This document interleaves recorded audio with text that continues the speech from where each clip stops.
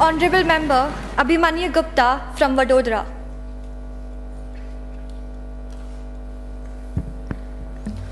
Thank you ma'am.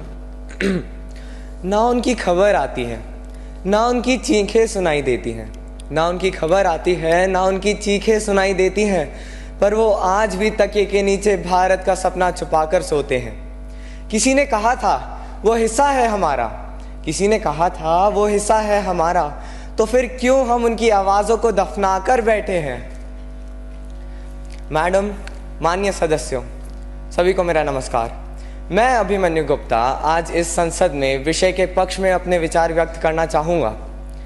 22 फरवरी 1994 को संसद ने कहा था पीओके भारत का है और उसे लौटाया जाना चाहिए, पर तब से अब तक एक भी दिन, एक भी कदम उस वादे ने पीओके के लोगों के जख्मों पर मरहम नहीं लगाया है।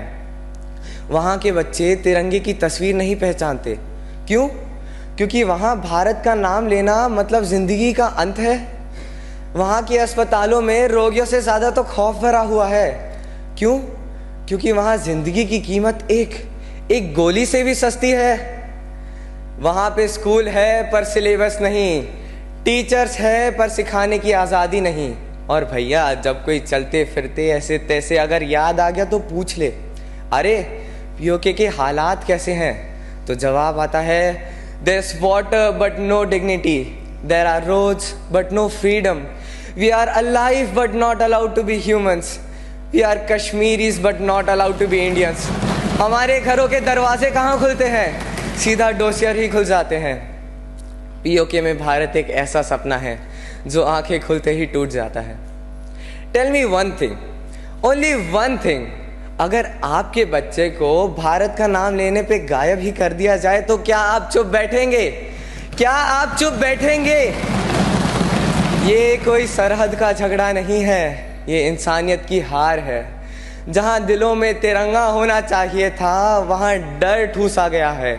जहाँ हाथों में कलम होनी चाहिए थी वहाँ AK-47 थमाई गई है।